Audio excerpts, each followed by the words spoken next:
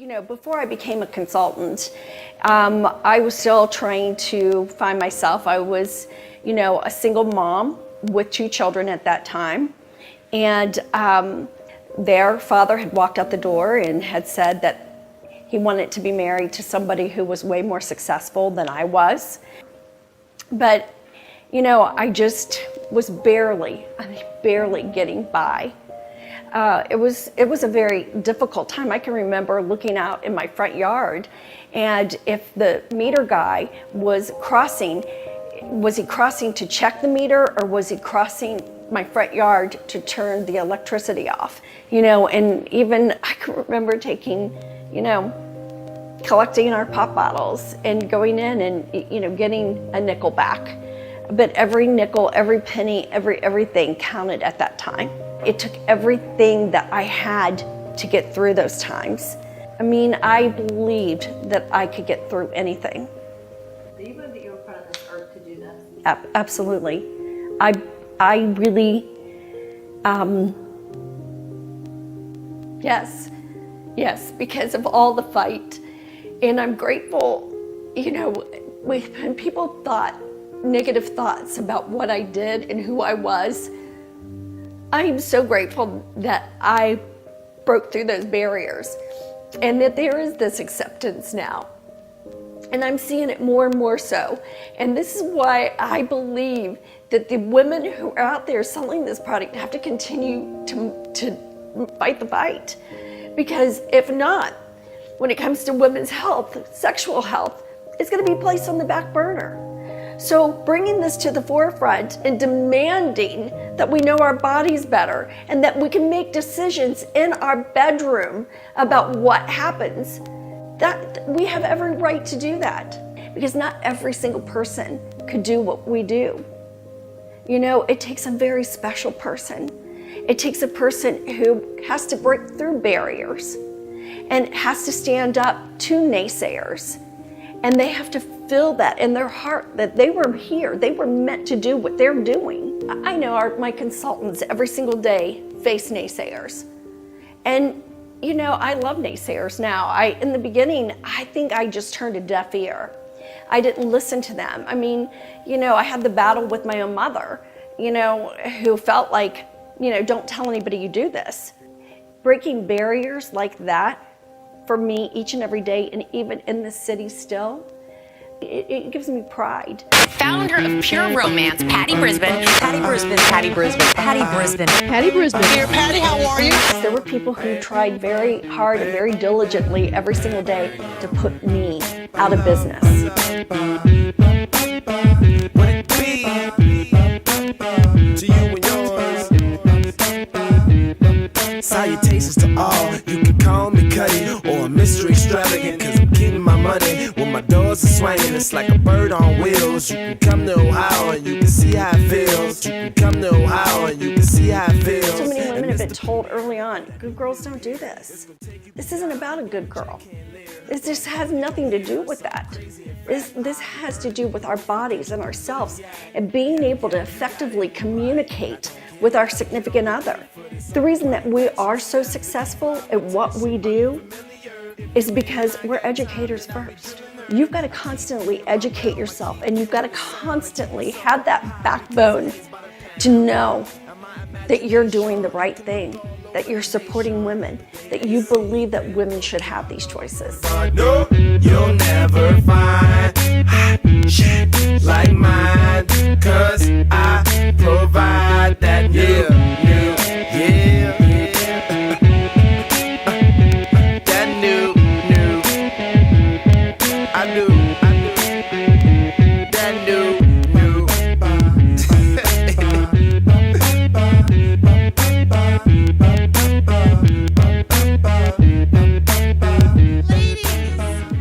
Ladies, are you ready to get your alert on this morning? What better reason to get out of bed bright and early to talk about such an important topic that is near and dear to all of our hearts? It is my absolute distinct pleasure and honor to bring to the stage your founder and the woman who absolutely started it all and blazed the trail Give it up for your founder, Patty Brisbane.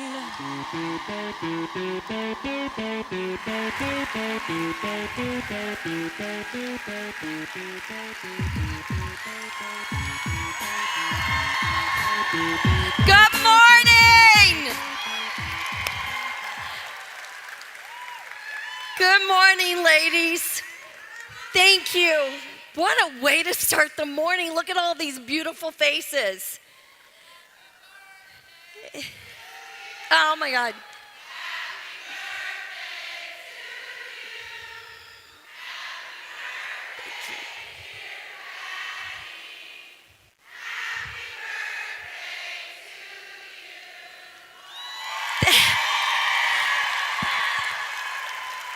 Thank you, thank you.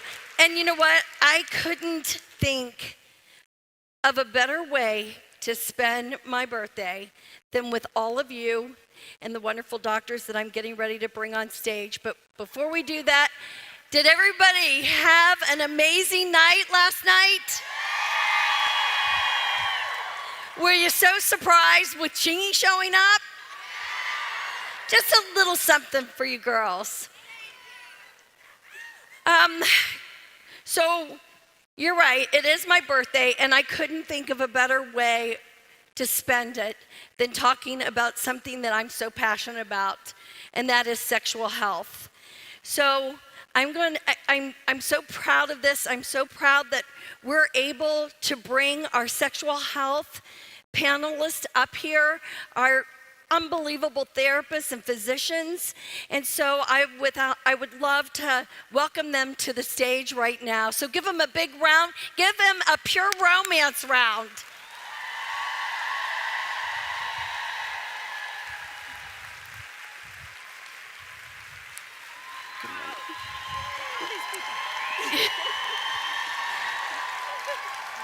Let's get started.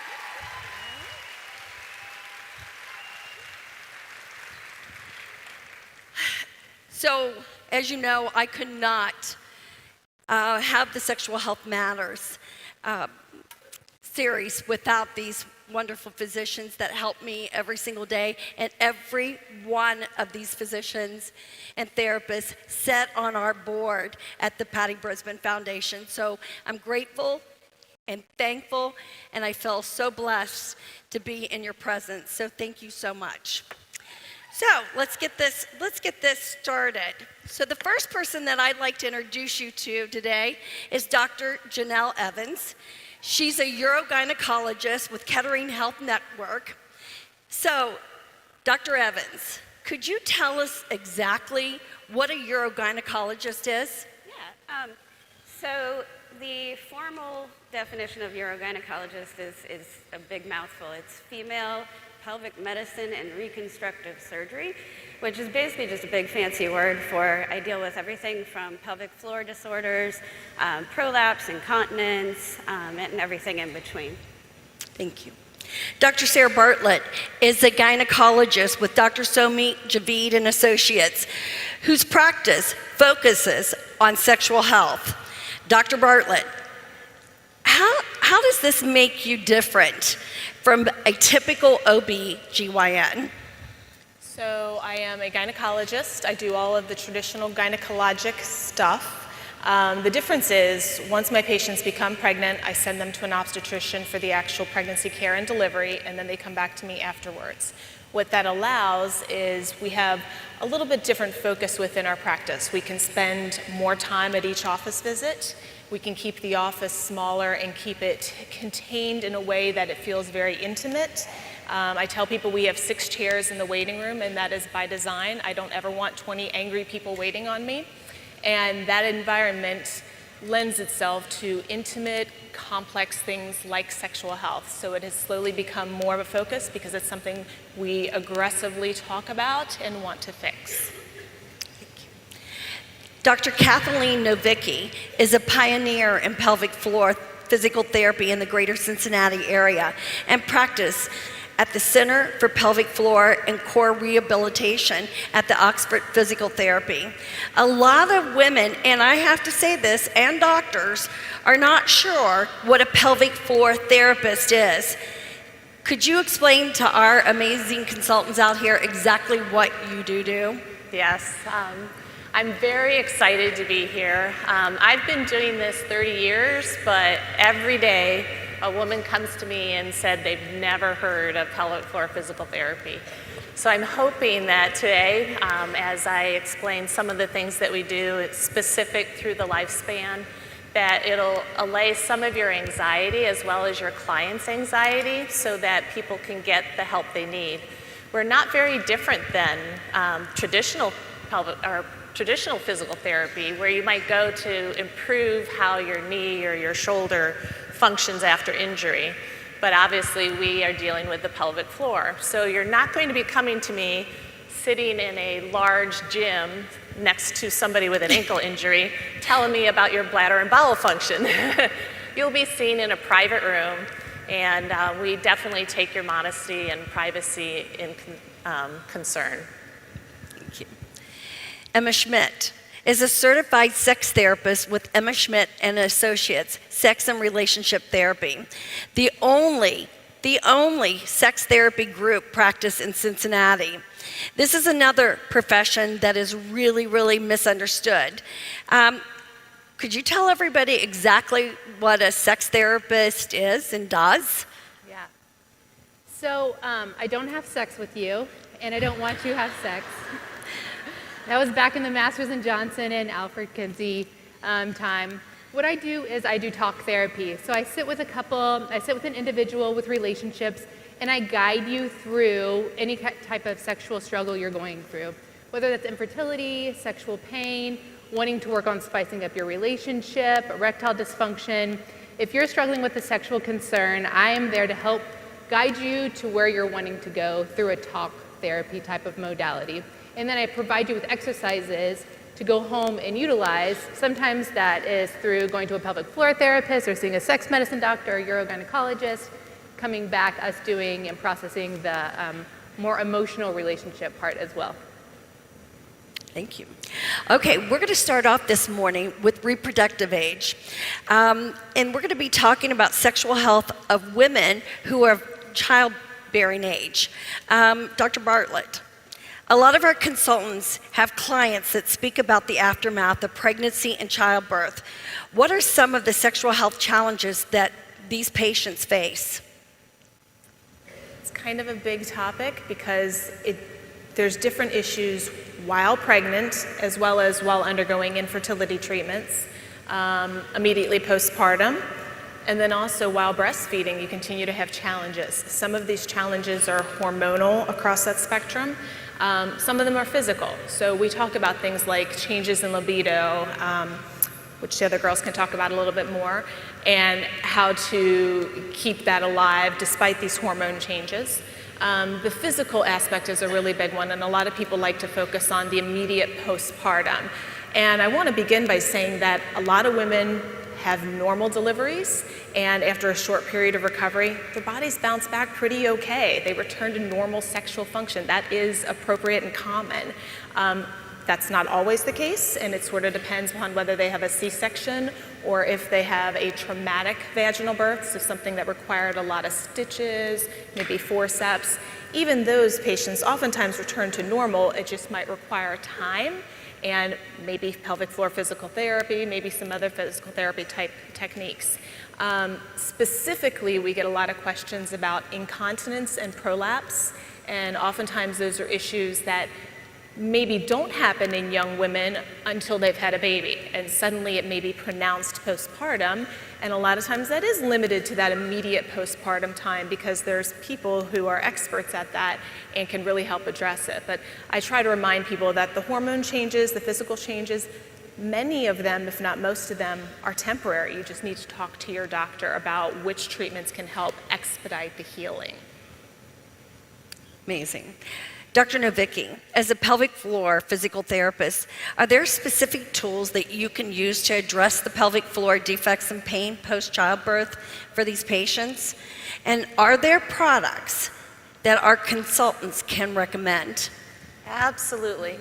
I'm always excited when my patients come to me and they tell me they have a pure romance consultant because We are there to help them know what they're doing is correct, but they have a lot of home treatment program and exercise program that they have to do. And if they have a consultant, as you're going to be able to help them choose the right tools so that they can be successful in continuing to do what they need to do at home. One of the things, of course, that we need to work on postpartum is improving strength. The muscles of the abdominal area, the hips, the pelvic floor, it gets stretched more than it's ever been stretched before. It may be torn, it may have had a surgical incision. So we want to return that strength back to normal. Not only for exercise and activities, but also in order so that they can help to support the function of your bowel, your bladder, and sexual function too. So of your products that you have to your disposal, you have the exerciser balls, and then you also have the Benoit balls too. What's nice about this is that they provide a level of awareness of where these muscles are. They're kind of hidden away. You can't see them.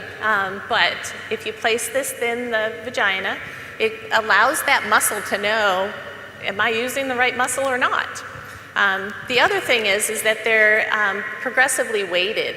You know, you start out with some that are 22 and go up to 40.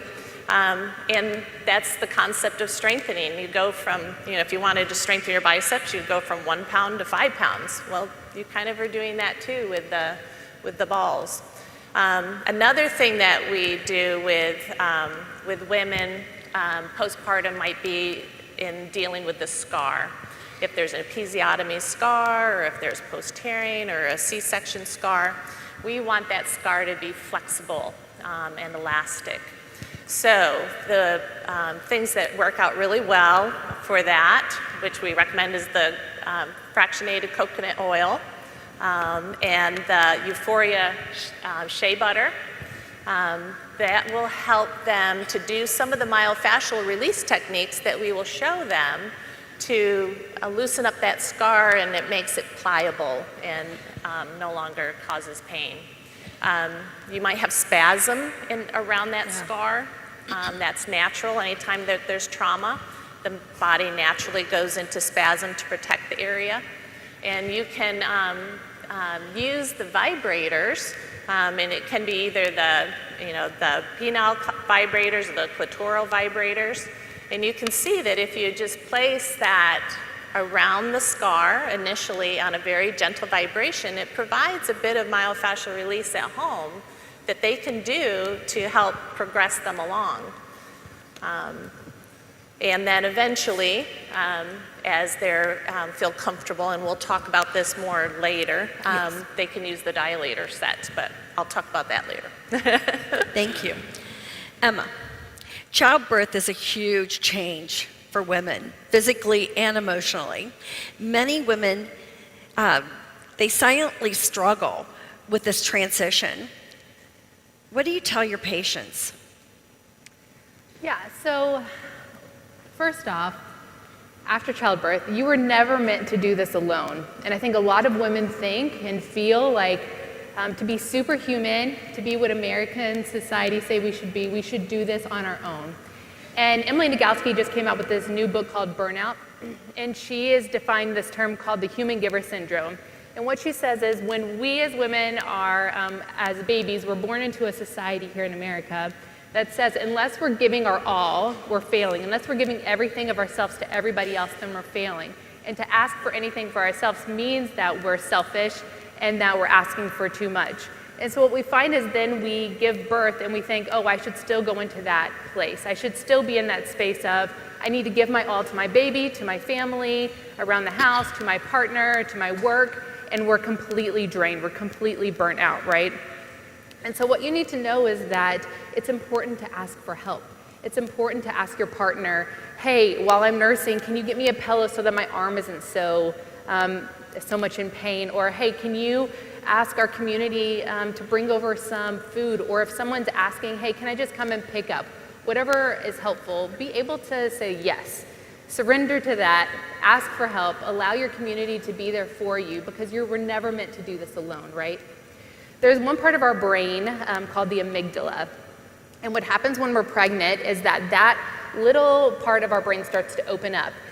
And that part of our brain opens up, its function is for worry, for depression, for anxiety. And the reason why that grows is because it allows us to be more in tune with the needs of our baby. It helps us be more alert to taking care of our child whenever we give birth. We're not used to being in that space, so our brain literally opens that space up so that we can take care of our baby in a more productive way.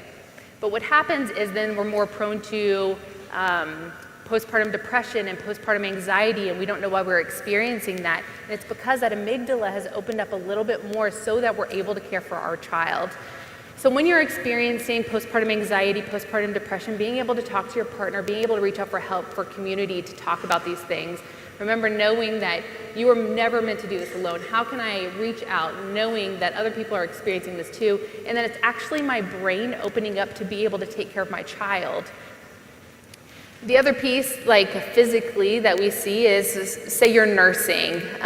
We get all these chemicals that flow through our body. If we're nursing, oxytocin starts to come. It's what we call the cuddling hormone. You might experience this after you have an orgasm, you want to cuddle with your partner. Well, the same thing happens when you nurse. So we get overwhelmed with just being really attached and in tune with our baby. What happens there is that means that we become more of a caretaker than we do a sexual partner. That part of our brain and that flood of oxytocin with our baby then takes away potentially that oxytocin that we have with our partner. We feel more of like a caretaker because our baby is here and that oxytocin is being attached to our child than it is to our partner. So how do I have these conversations with that partner? How do I have a conversation with myself about, okay, this is what I'm experiencing. How do I let go of what I thought postpartum would look like, that I thought it was going to be, my house was going to look Instagram worthy and that my baby would be amazing, and now I'm realizing I haven't showered in 3 days and my baby doesn't stop crying and I feel like I'm going to lose it. How do I start to let go of that part that I thought life was going to look like, and how do I start to adapt to, this is my life, this is okay? How do I talk to my partner about, now that we're in this new transition of having a baby, what does life really look like and what do I need from you? What do I need for myself?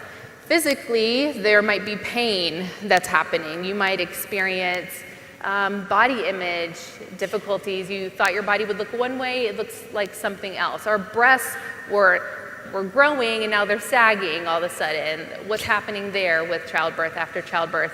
So there's a lot of body image stuff. How do I start to do some body acceptance? How do I start to be appreciative for what my body has done and gone through? It's been amazing what it just created, right?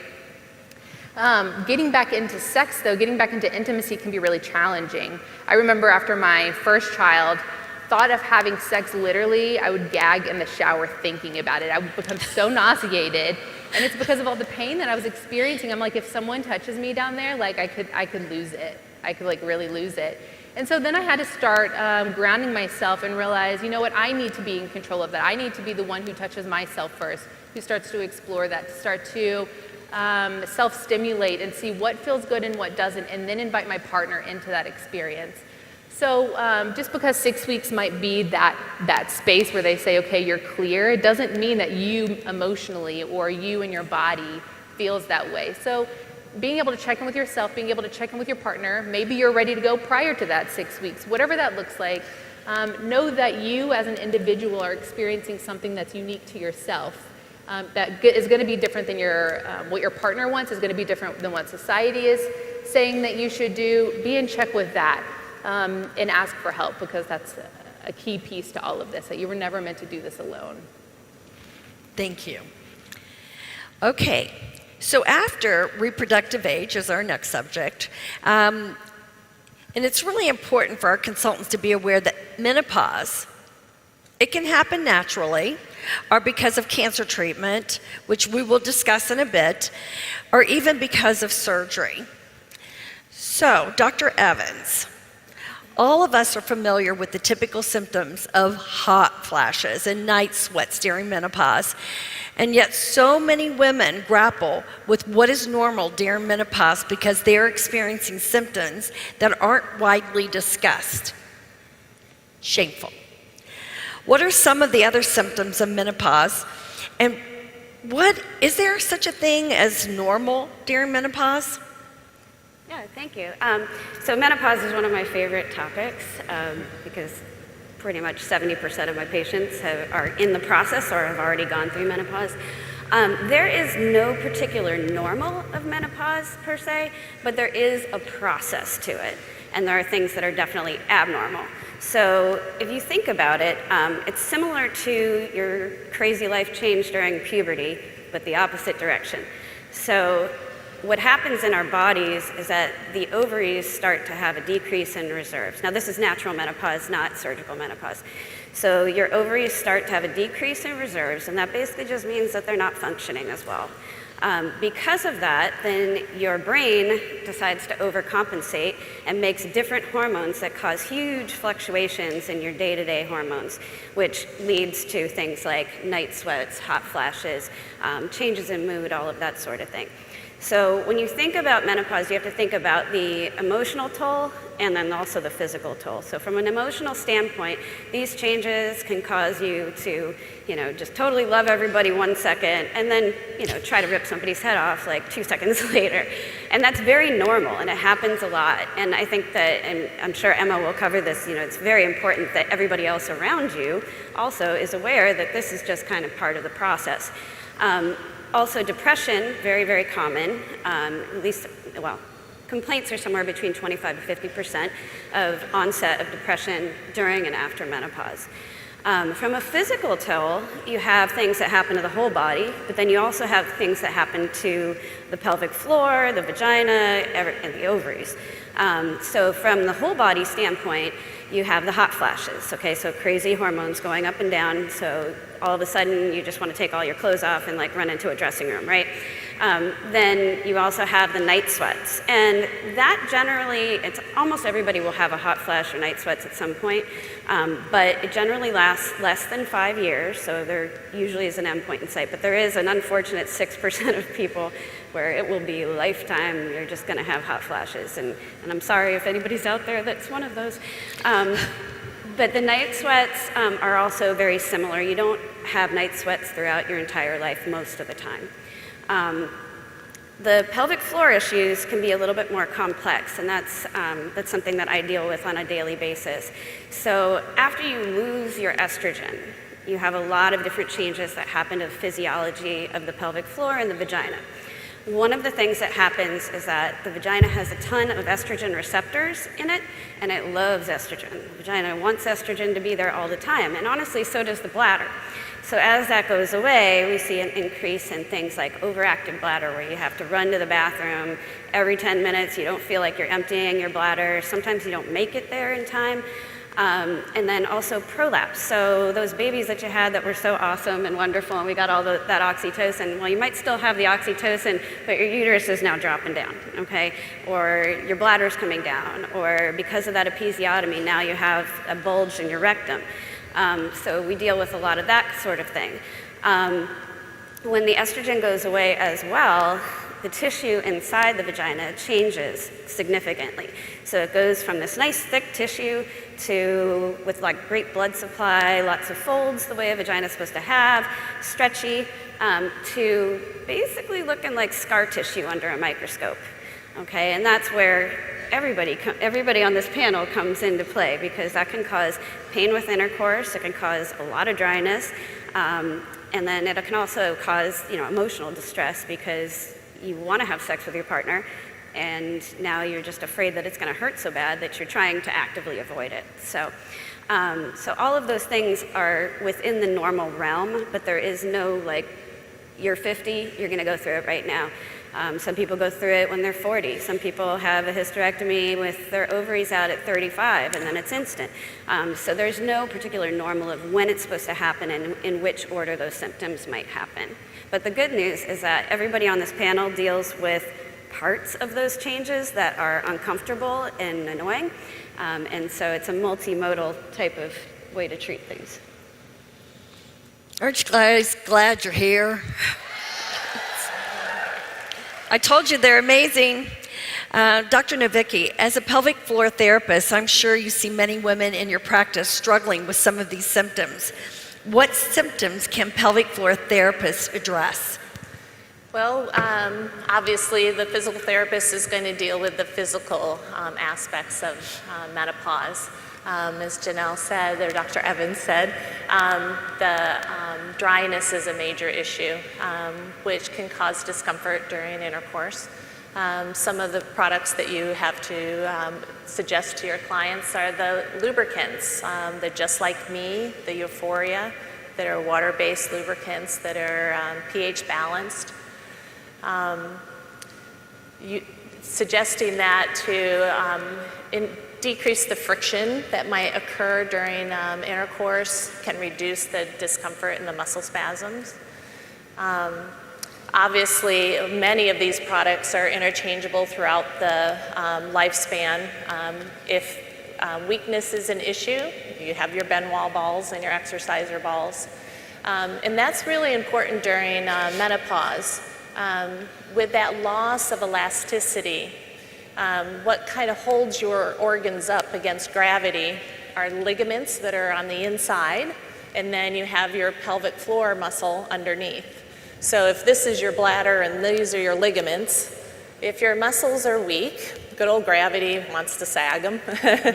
Well, now there's nothing underneath that bladder supporting it, and good old gravity again wants to put it down to the ground. So as it's doing that, it's stretching those ligaments, and over time, you can have issues like incontinence.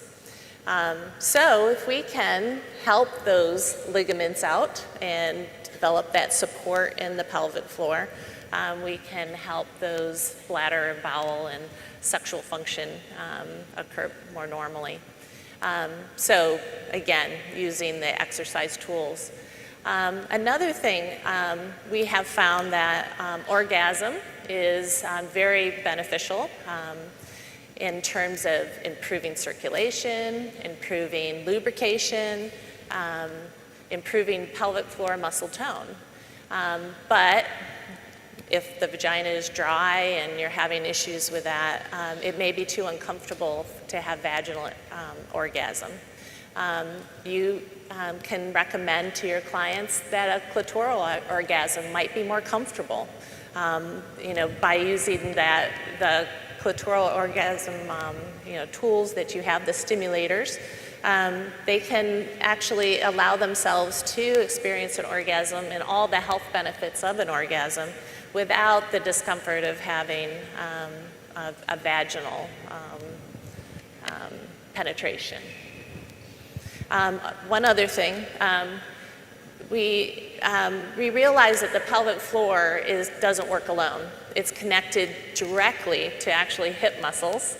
It's connected to your spine, it's connected to your abdominals. All the things that we did when we were younger might result in arthritis and chronic injury later on. And so if you're experiencing anything that has pain, if it's connected, like say you have hip pain, and you have muscle spasm due to that, that can affect your pelvic floor. So we not only treat your pelvic floor directly, but we also are treating everything that's connected to it. It's not unusual that when you have pelvic floor spasm that you also have deep hip stabilizer spasm. So we'll teach our patients how to relieve that spasm in the hips or in the back or in the abdominal muscles. And one of the things that you can recommend to your clients are the heart massager.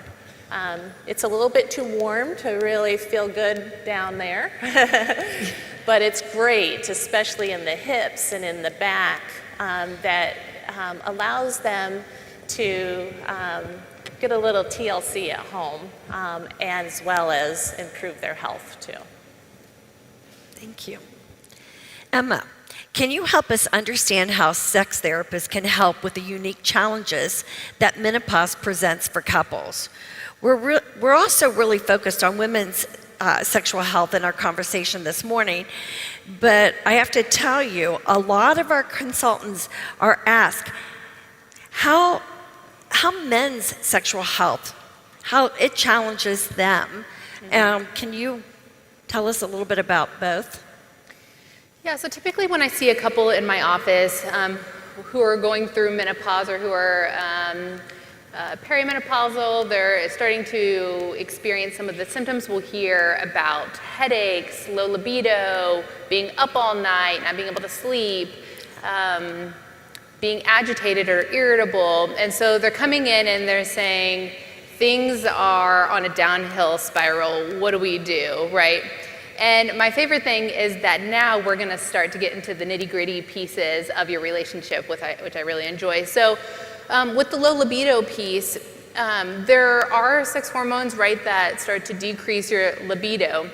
But what I think is really important with libido has to actually do with connection, right? So your hormones can start to decrease, but if you can start to be in tune with your partner and start to hear them, start to see them, they can start to see and hear you, then we're on a different conversation. Now that you're in my office, you're experiencing menopause, you're confused, we're able to open up that conversation for how do we want to start to experience sex now? How do we want to start to experience intimacy now? You might be experiencing pain, so I want to help you see a sex medicine doctor, do some physical therapy, and at the same time, I want to help you challenge your idea of what sex looks like. We are told that sex is penis gets hard, goes into the vagina, and then there's an orgasm, right? But now we know about sexual fluidity, there's a lot of different types of relationships out there, and if we can break away from this equation that a hard penis and a vagina orgasm equals sex, then we're able to open ourselves up to what Esther Perel calls the art of sex. We're able to get creative and we're able to explore and experience so many more aspects of our body and our partner than we might have been doing prior to menopause. So really menopause can be good, I think, because it opens the dialogue up for, well, what else is there? How do we start to connect in a different way? Brene Brown says that the way to get to intimacy is by being vulnerable. Intimacy is knowing and being known. If I can know my partner, know what they like, if they can really know me and know, you know what, sex at 9 p.m. now isn't gonna work for me because I'm tired and I'm asleep. Really, sex after 9 p.m. after like 25 doesn't work for most people, if we're being honest. So if we can start to have a dialogue, when does sex work for us? You know, if that's not gonna be our time, which is also a societal message, like you have sex at night, how do we start to talk about, well, when does sex work for us? When do I feel most desire? When do I feel most aroused? How do I wanna be initiated sexually? What does that look like? Oh, we've been doing it wrong. We haven't had this conversation for 20 years, but you've been wanting this other thing. How do we start to open that up? So to be vulnerable means to open yourself up to being known by your partner, which is incredibly challenging, right? And Brene says that the reason why we don't want to be vulnerable is because there's two areas that it could lead us. We could be vulnerable and our partner could reject us and say, I don't want to be a part of any of that. You want that strange stuff over here? Mm-mm. So we hold ourselves back from even risking talking about that vulnerable space. The other part of vulnerability is that if we're open and we say, hey, I would like to do this thing over here, or I've been having this fantasy about you, what do you think? And they say, oh gosh, yeah, I'm totally on board with that. Then it opens us up to more intimacy and we're able to go deeper with each other. So really menopause can help provide a gateway into being known by our partner because we're having and we're being forced to have this conversation with our partner in a deeper way. For men, what we see is that as you start to reach 50 and then after, we'll start to see that erections aren't as erect or hard as we might have seen before. You might not encounter an erect penis just by thinking about your partner. It might be more flaccid or not hard, and so you need more play. Orgasms aren't as strong. You might be experiencing an orgasm and ejaculation in a flaccid state, so the penis isn't erect and it still can have it can still achieve orgasm and ejaculation in that flaccid state. Men's testosterone starts to decrease, so what we find is that as testosterone decreases, we also see an increase in depression just because that hormone, that's part of what that does. And so we start to see a decrease in testosterone, an increase in depressive symptoms, so your partner might not have the libido that he once had. And what we find is that if you're in a what we call cisgender heterosexual relationship, or if you have same-sex attraction, the partner who has the low libido, the other partner starts to feel like, what am I doing wrong? What's wrong with me?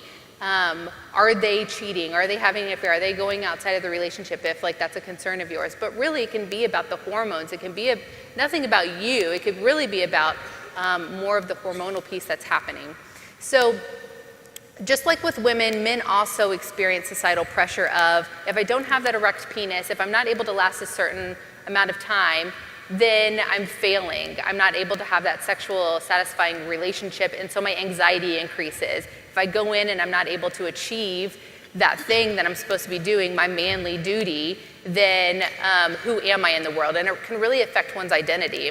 So being able to sit with a man and hear what he's having to say, hear his challenges, and then encourage that challenging what is sex and what is sexuality and what is sexual performance, letting that go and starting to open up that sex as art piece, and how can we explore different things? How can we slow everything down, which is the beauty of it, right? How can I experience more of the sexual experience versus just penis, vagina, orgasm?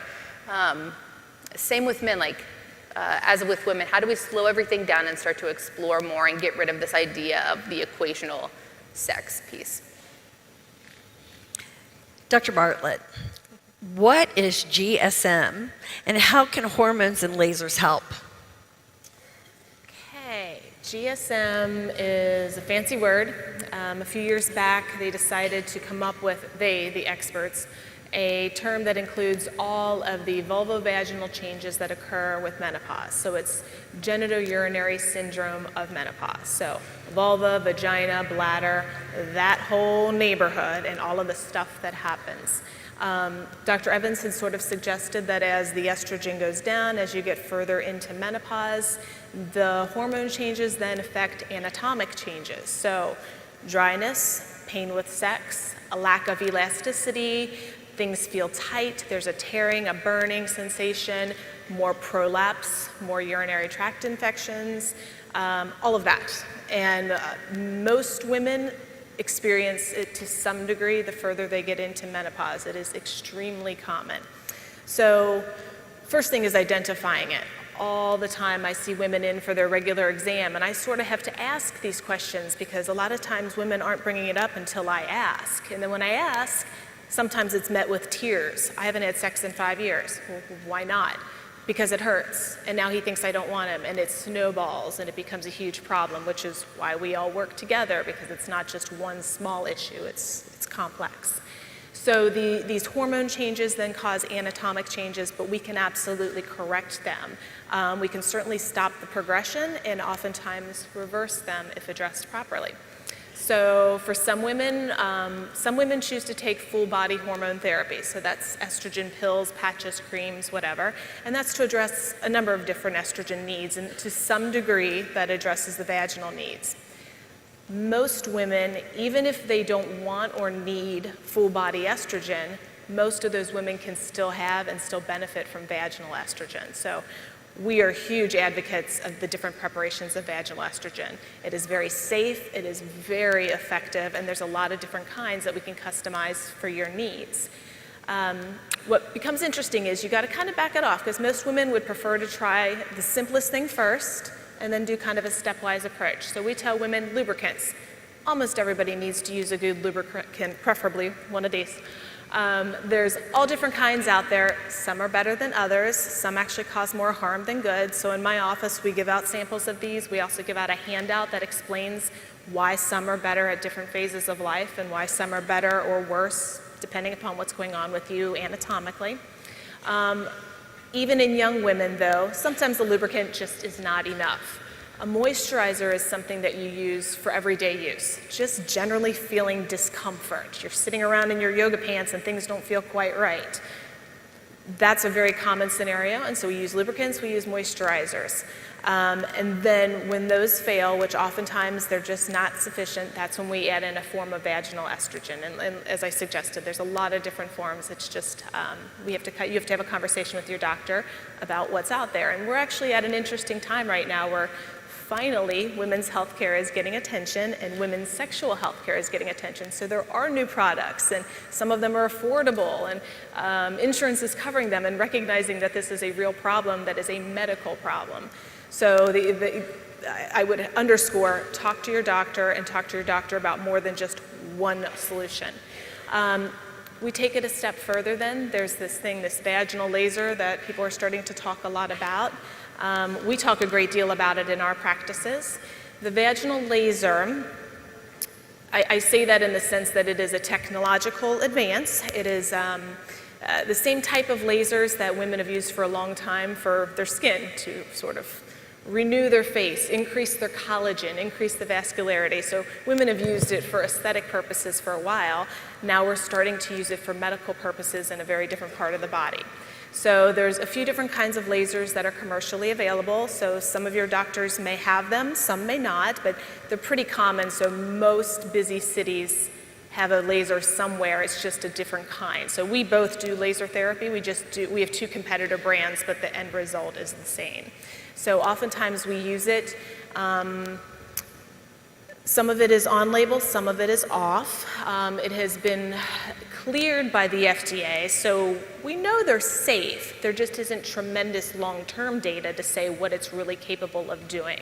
We oftentimes use it for dryness and pain with sex, and those symptoms I talked about with the genitourinary symptoms of menopause.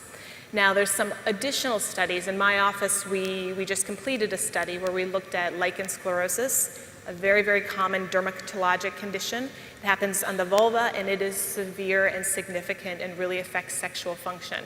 It has not been approved for that purpose. That's why we're doing studies and actively trying to offer additional treatments to women. So there's a lot of that out there, and it's something that you're going to hear more about, and I think it is extremely promising. We're just actively engaging and making it more mainstream. Hopefully by making it more mainstream and having more data to support it, then suddenly we can get insurance to cover it. I think that's important, is right now it is cost prohibitive for a lot of women, and that's unfortunate. That will change in time. It's just a slow process of proving that it works, proving that it's probably cost effective over the course of many years, and then getting insurances to recognize that. So we're sort of in the process of that. Okay, this is a fun one. Ready? Dr. Evans, Dr. Bartlett. If you watch Bravo, which we talked about this morning in the green room. Patty does. I watch Bravo. It's my guilty pleasure. You watch E, or you attend a pure romance party. There's always someone talking about vaginal rejuvenation. What are they talking about? Yeah, so vaginal rejuvenation is a dirty word in my opinion. You saw us all cringe for a second. Yeah. The language is misleading. We're like, Yeah. oh, there's a story to come. Exactly.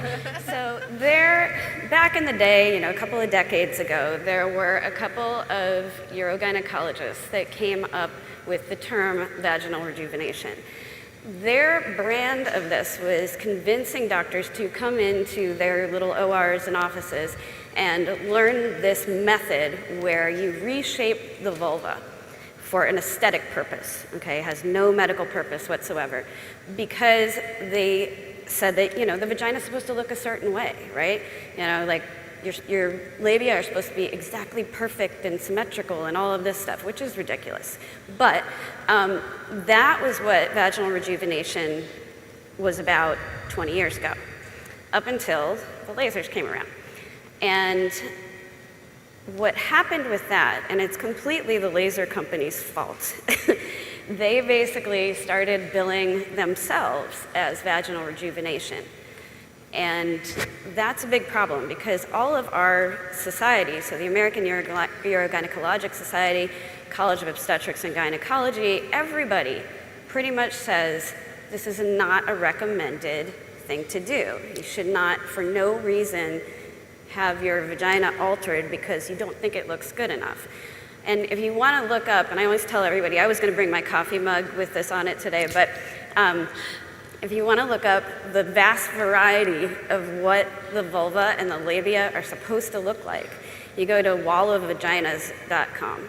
It is this massive piece of art, this European artist came up with it, massive piece of art where they basically did plaster casting of thousands of vaginas, okay? Thousands of vulvas, and they put them all next to each other on the walls. So I have a coffee mug that has the wall of vaginas on it. And so does my partner. You do. Yeah. My partner does too, which is a little awkward because he's a big dude and he's like sipping out of his wall of vaginas mug. But yeah. It's not sold at Starbucks. No, it doesn't. Yeah, you can't get it at Starbucks, but you should. Specialty item. Yeah. But yeah, so all vaginas are created differently. All vulvas look different. All labias are different size, and it's fine for them to be asymmetrical. The laser companies decided to put themselves into that category, which is a problem because you're going from something that is plastics, it's aesthetic, to something that is supposed to be treating genitourinary syndrome of menopause. So an actual medical thing that people need treatment for. And so that's why I can't stand the term, and I'm really angry with the CEO of Mona Lisa because that was the person who started it off and basically said, ooh, come get our vaginal rejuvenation, and even said it on the website, and it's just not what it's about. So that really does hurt when women need it for insurance purposes, right? Yeah. Because it's a luxury. Yes. It blurs the lines, and I think it discredits us as women in a way. Now, we have another expert that we were talking with recently, and she made an interesting point that there are situations where one labia is significantly larger than the other, and it causes significant body image issues. It may be the result of trauma, it may be how you're made, but there are situations where there are things like that that we correct based on the conversation with the patient, based on their desired goals. There's a lot involved in that. So that is not uncommon, but I never use the term vaginal rejuvenation because I'm trying to correct a perceived flaw, not make them look 21 again, and not make them look uniformly like porn. And I think that's a problem is people watch porn and everybody looks the same, but that's not how normal women look. So there's a little bit of a distinction between something that you find feels and looks abnormal, you need to talk to your doctor about, and that may be something correctable if you desire that. But rarely is it something you have to correct. There's nothing wrong with you, and rejuvenation is just not the right road to go.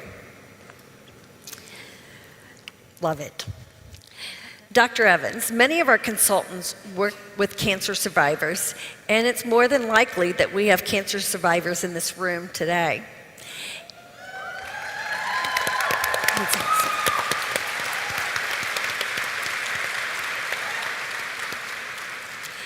Can you give us a little more insight and education on medically induced menopause and the challenges these patients face?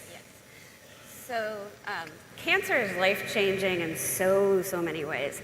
Obviously there's an emotional toll. You realize your mortality all of a sudden, depending on what age you are, whether it's in your 20s or in your 80s, you're just like, oh, I have something that could really end my life, right, in most cases. That, from an emotional toll, I'll let Emma talk about that a little bit more, but requires a lot of consideration. But the emotional toll is, we talk about that a little bit more, and the physical toll is the part that we don't mention as much.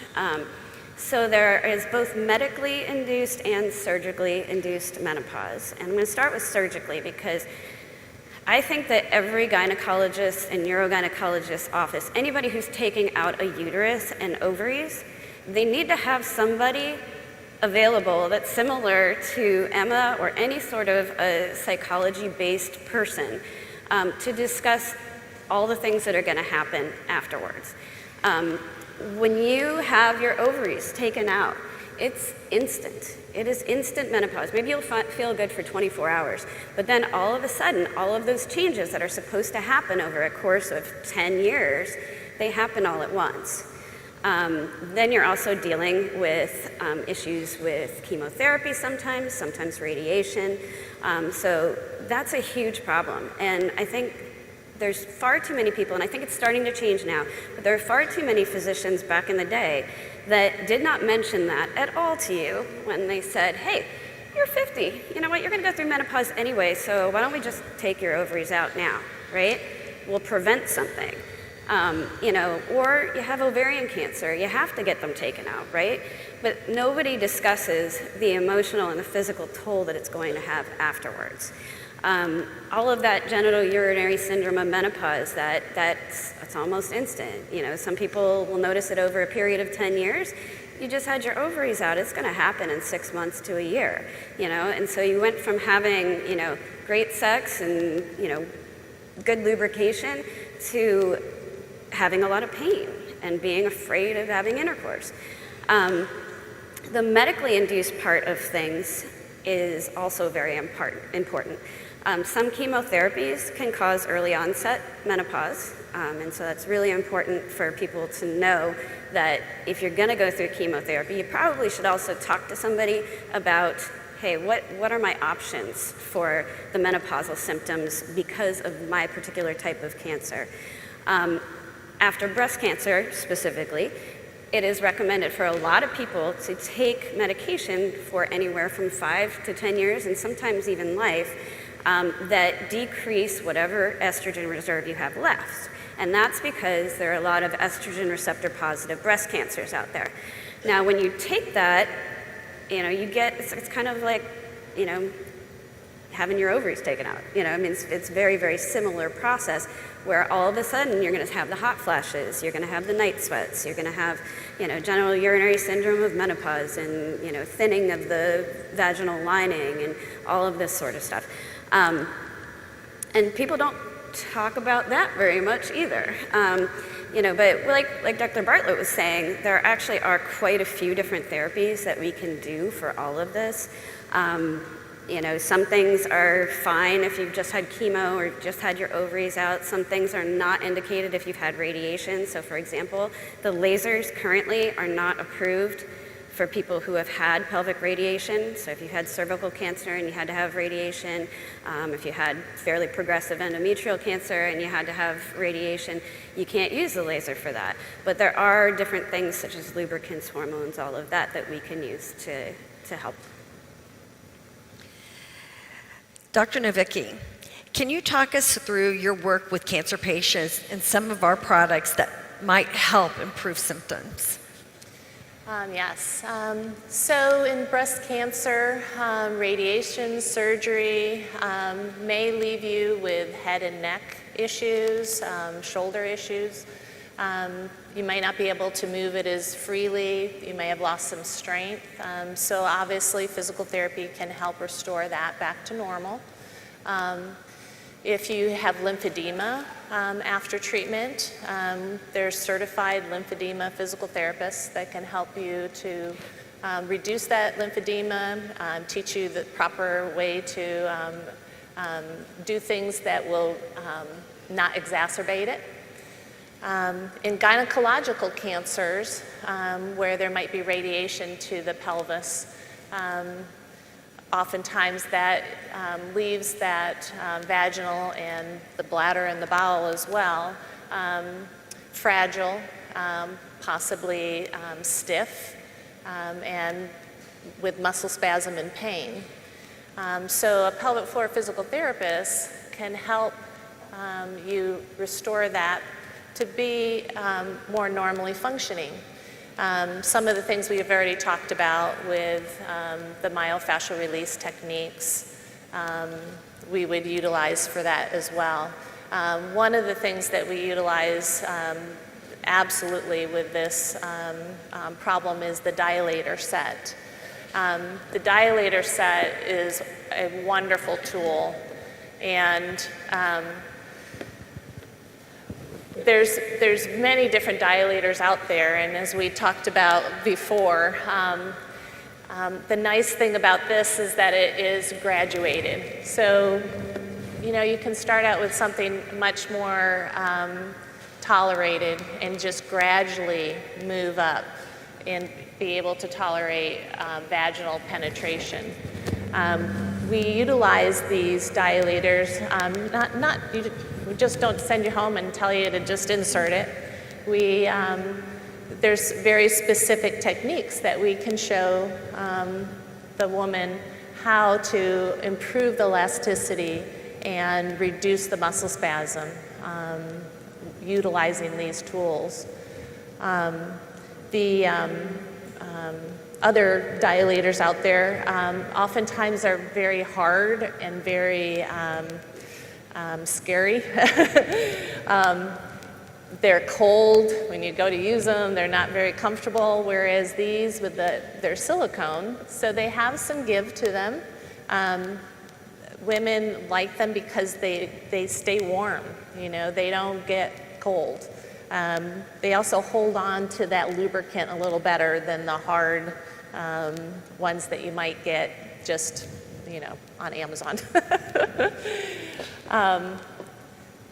Also, with pelvic radiation, and particularly if they're having any of that treatment due to colon and rectal cancers, the rectum and the anus are very important for bowel movements, possibly anal intercourse, and that area needs to function as well as any other area in our pelvis. I understand this is kind of a new product, the anal beads, but Just introduced last night. very So good. they're going to love hearing about this. You can see that it's smaller than, obviously, some of the dilators. But what's nice too is that our bowels, you know, when we move, the stool moves along. It's not. It's oftentimes, you know, bumpy.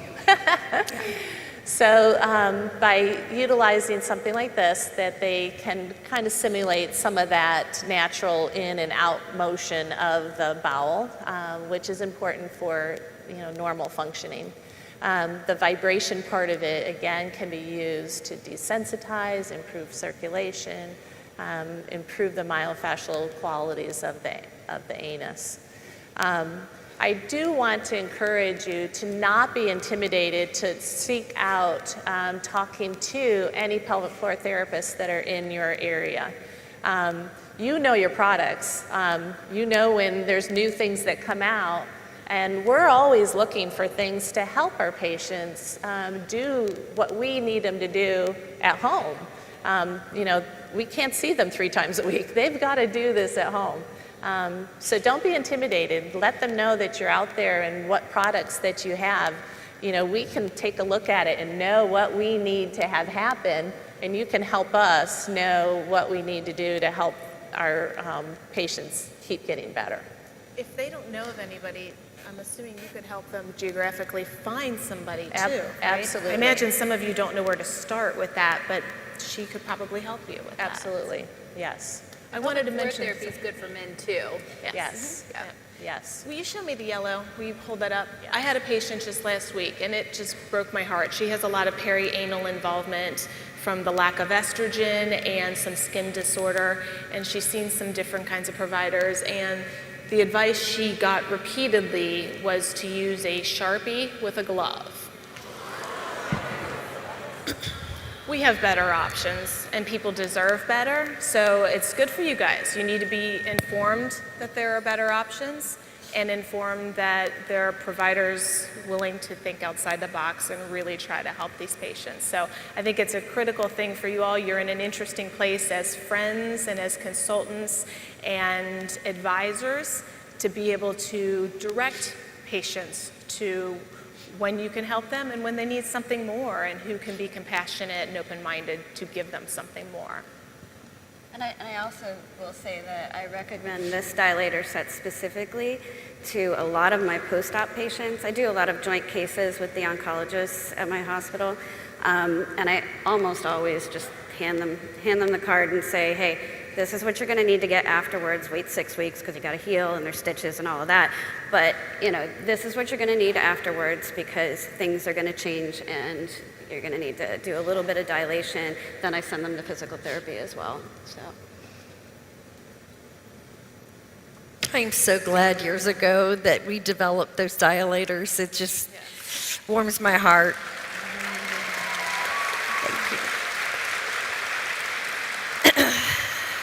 Emma, so many of these couples struggle with feeling alone during and after cancer treatment. How can a sex therapist help these couples navigate fear and depression and ultimately regain intimacy again? Yeah. Cancer's scary, right? Going through cancer, after cancer, finding out your diagnosis. When I'm sitting with clients who are experiencing cancer or in remission, one of the things that comes up is that fear, right? Is feeling like now that we're out of this phase, we are completely different people. We're a completely different couple, and we're not sure how to even engage with each other. During the cancer process, what can happen is that you're just surviving. You are in this place of just trying to survive potentially, right?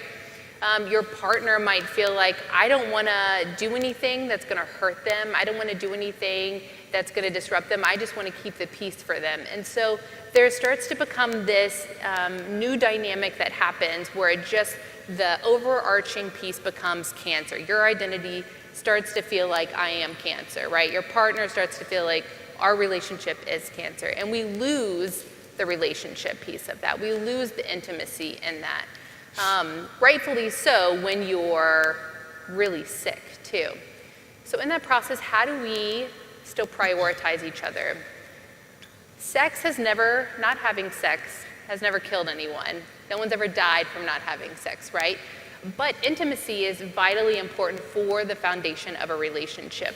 So if we say, you know what, I'm sick right now, my partner sees that I'm sick, what else can we do? Maybe sex is off the table for a little bit. How do we still have intimacy? That might be physical intimacy. Intimacy is a lot of different layers, that knowing and being known, right? So how do we sit down maybe for 30 minutes every day and just ask each other, how are you doing? What's going on in your day? What fears are coming up for you today? How are you experiencing our relationship? How do we just sit there and know each other in that space? Maybe it's the physical piece where we say, you know, sex is off the table, what else can we do? Can we hug each other every day? Can we have a cuddle session? Can we hold hands? Can we kiss each other? Can we have makeout sessions? What do we do instead then if that physical intimacy, if that physical sexual intimacy is off the table? What else can we do to still feel connected during that time? How can we talk to each other? How can we reach out for other people who are also going through this? I know the Cancer Family Center has different options for community around sexual health too. And so reaching out to people who've gone through this before, what did you all do? Finding out what's going to be helpful. When fear comes up, fear is the root of anxiety. So anxiety is, I'm worried about the future. I'm worrying about the future, right? Which we have no control over. Our minds can spin and spin and spin, and we can get exhausted by it because our minds are thinking about, well, what can I do that's going to help me survive? How can I stay in control? And ultimately, fear starts to take over.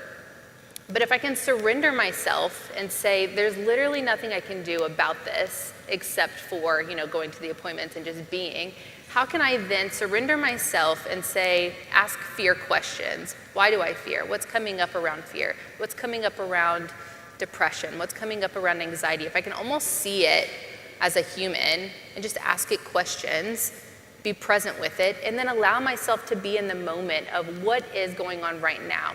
If I'm present in the now, I can see all of you all, I can engage all of my senses. So what do I hear, smell, feel, touch?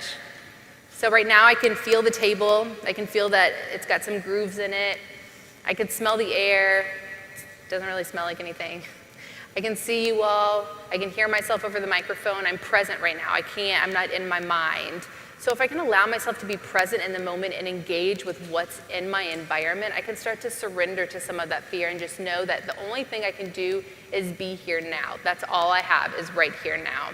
And that can then help alleviate some of that fear. Let yourself be, just give yourself some space from it, but don't run away from whatever you're experiencing. Ask it questions, be curious about it, but then also know, like, how can I live in the now, right now?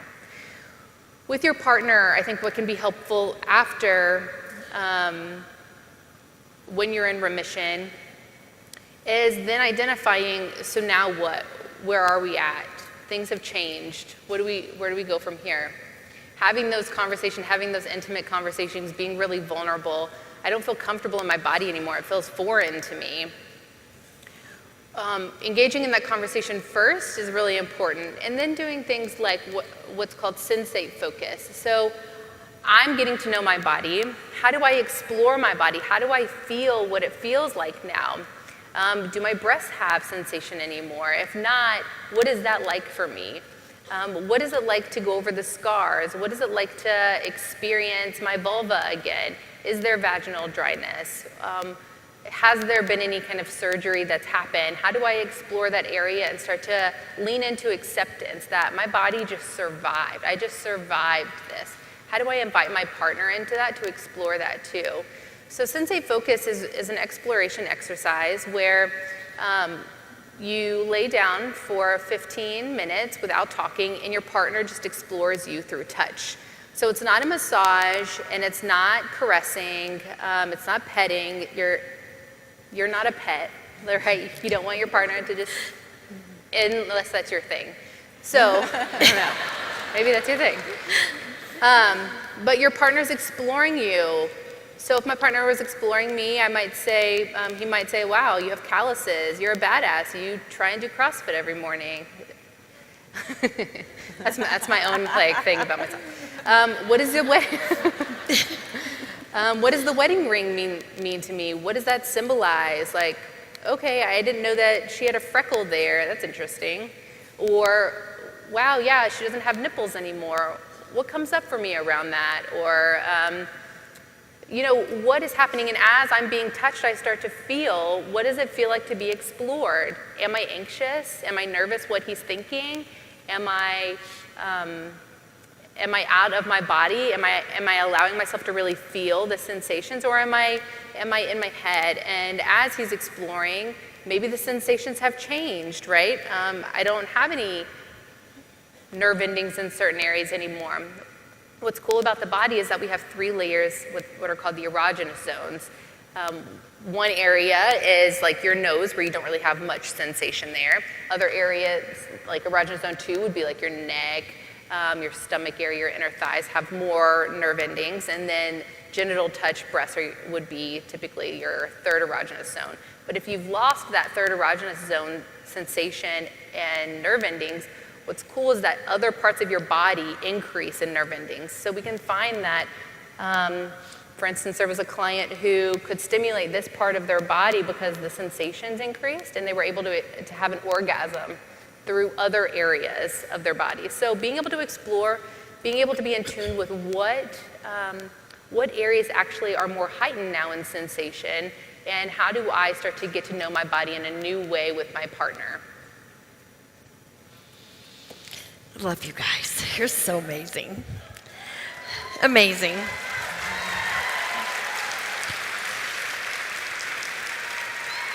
Pelvic floor pain.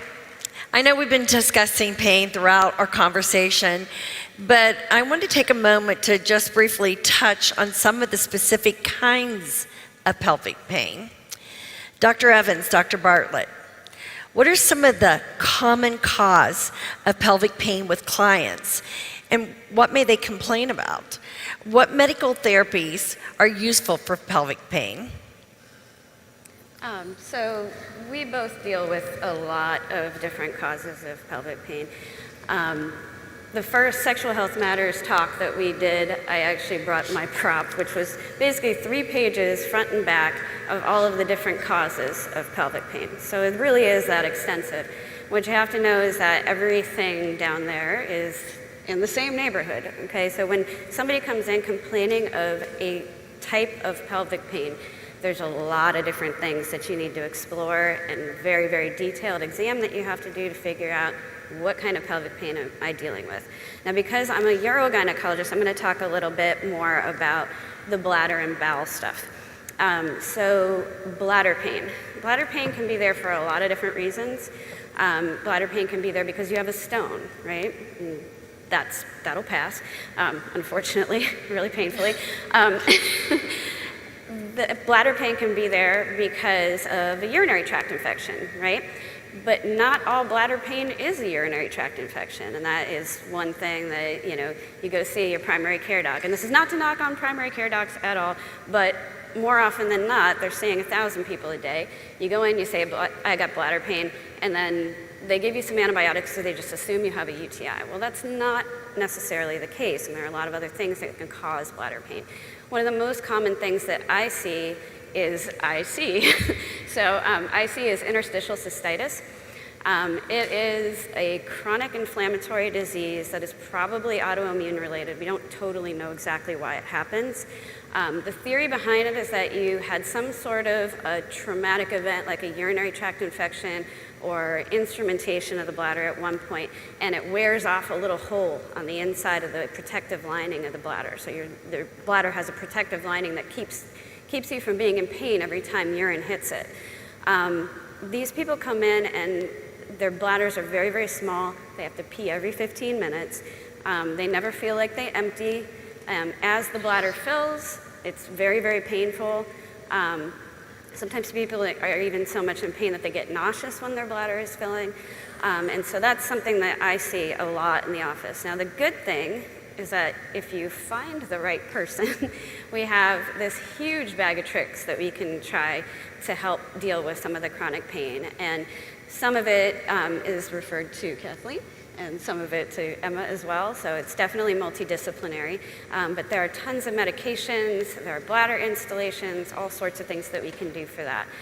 The other thing is irritable bowel syndrome, and they all kind of go together. So irritable bowel syndrome, again, we have no idea why some people have IBS and some people don't. But when you have bowel problems, they can cause a lot of horrible, crampy pelvic pain. And so that's another thing where we would work with the GI docs to try to figure out what's a good medication regimen, do we need to do some physical therapy on top of that, dietary changes, all of that sort of stuff. And then pelvic floor spasm. So I would say I do about 10 what we call trigger point injections a week in my office for pelvic floor spasm. We do that in conjunction, usually, with our pelvic floor physical therapist. But basically what it is you have this big bowl of muscles, and what Kathleen was talking about earlier. Huge bowl of muscles, and they support everything. They're supposed to hold up the urethra, the vagina, the uterus, the rectum, right? What happens for a variety of different reasons, usually something traumatic related, like you just had surgery or you just had a baby, something like that, is that the middle part of those pelvic floor muscles go into spasm. And it's not like, I got a knot in my shoulder, so I'm going to rub it out, like it's totally different than that. It's generally described as super sore, a lot of pelvic pressure, sometimes feeling like you're being stabbed in the vagina, and pretty much makes sex near impossible. And so between putting injections into those muscles, which sounds awful, and it's not particularly fun, but it really, really helps. It's a combination of an anesthetic and steroids to get things to settle down, and then off to physical therapy so that you can do the dilator therapies and things more comfortably. So those are the most common things that I see in my office. So as a regular gynecologist, I can tell you it's interesting because pelvic pain is such a big topic and it deserves a lot of time and attention. And like we mentioned, I always tell patients, well, your ovaries are in the same zip code as your intestines and your bladder, so somebody's got to take some time to sort it out. I mention it this way because it should not be this is my pap, this is my breast exam, and oh, by the way, I'm having pelvic pain. It deserves much more than that. Do your PAP next week. Talk to them about the pelvic pain because it does deserve a longer, more comprehensive visit. And unfortunately, healthcare in the traditional setting is high volume and in and out, and so your doctors might seem annoyed when you have anything other than just your PAP to talk about, but make another visit because it's worth talking about. And pelvic pain is just one of those many topics. So what I see most commonly are fibroids, which are benign tumors of the uterus. They're almost always benign, but they can be large and they can have a lot of problems. I see ovarian cysts. A lot of times women will come in and say, oh, it's my ovary. I've got something wrong with my ovary. There's a lot of parts around the ovary, so it may not be your ovary, but we'll look at that. Ovarian cysts are very common, oftentimes benign, but painful, and there's things we can do. Endometriosis is super common. It is also underdiagnosed because I think it's really easy to say, oh, you have bad periods, go on birth control, it'll get better. Maybe, but there may be a lot more to that too. So that's the kind of situation where you have to advocate to keep having that conversation and making appointments to keep talking about that. So we do ultrasounds, we do CAT scans, we do targeted physical exams. There's birth control pills, there's hormone therapies. We both do a ton of surgery, so you can imagine this isn't a quick, easy 5-minute office visit, but it deserves more.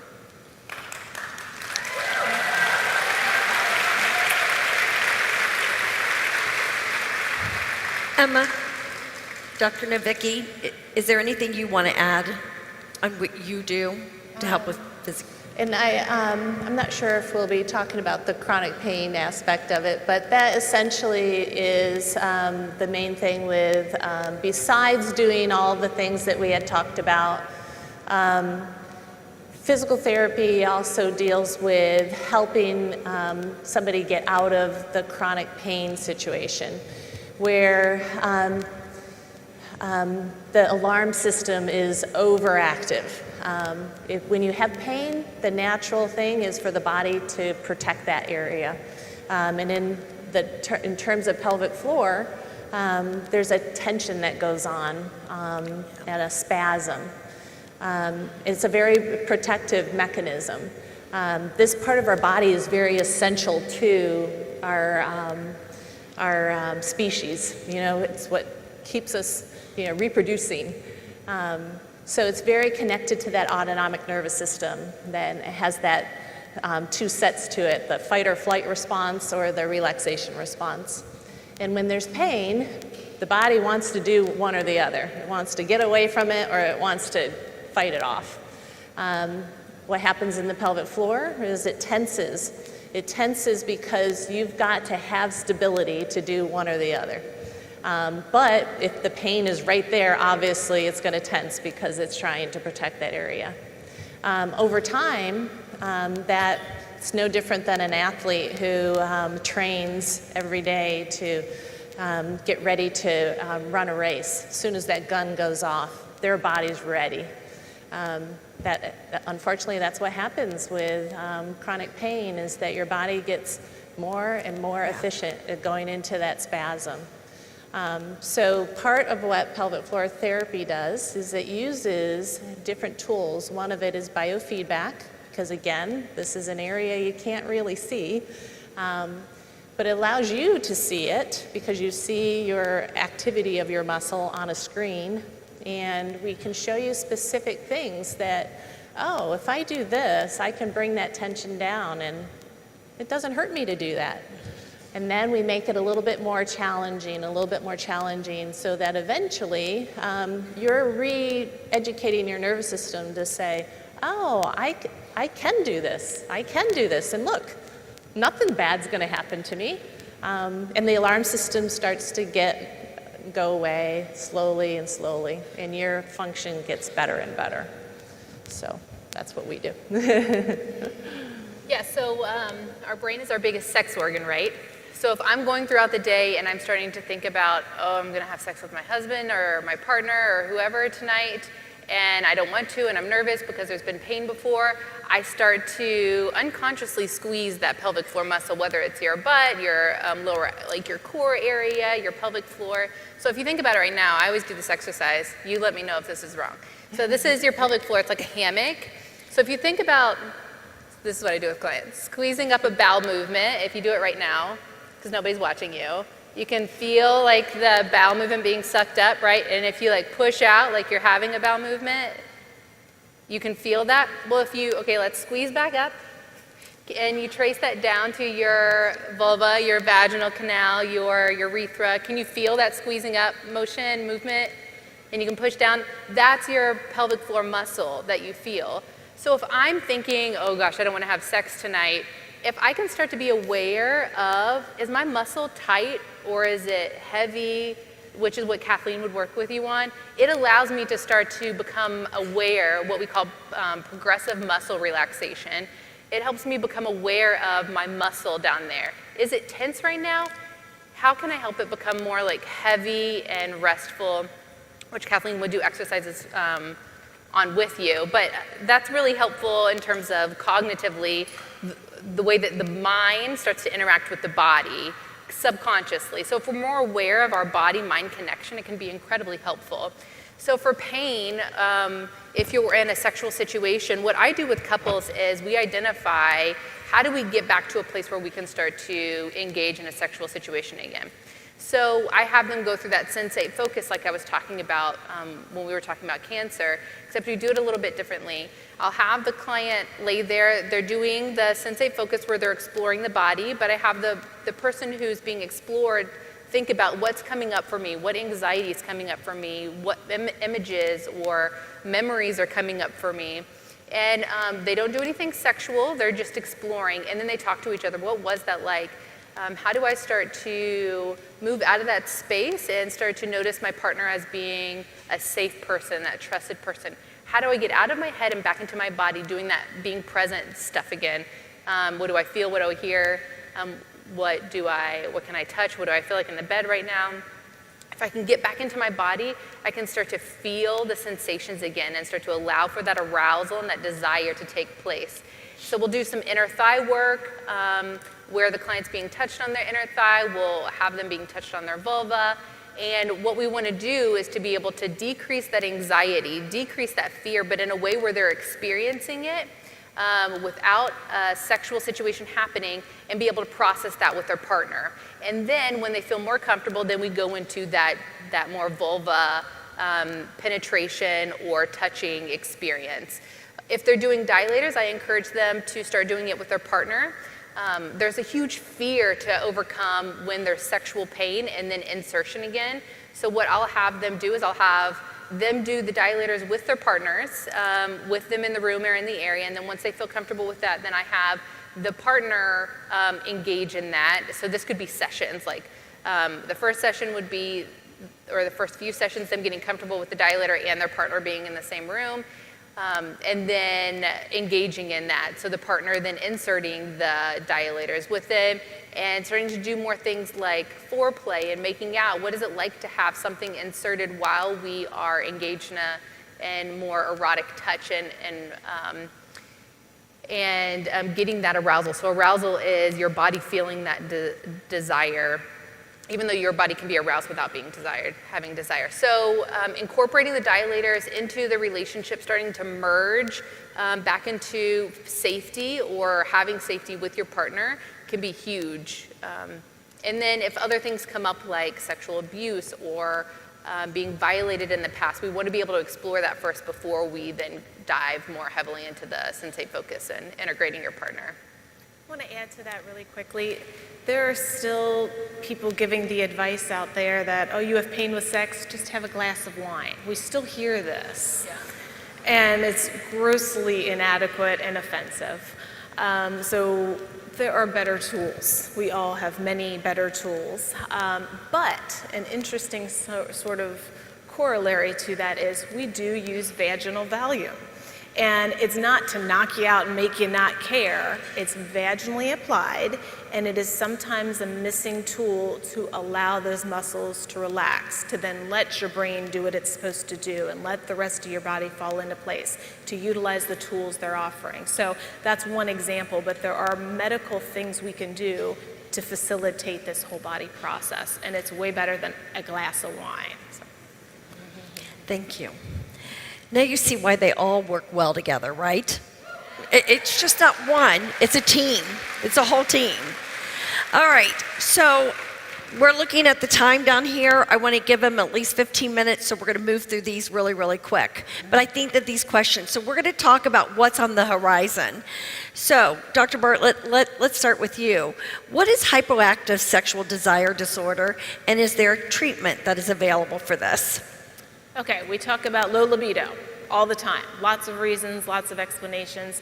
HSDD, hypoactive sexual desire disorder, is a very specific term. It's low libido that has to have gone on for at least 6 months, so it's chronic, it is medical, it is treatable. There's a lot of different things that contribute to this libido thing. So when women come in with complaints of libido, I give them this pie chart to look at.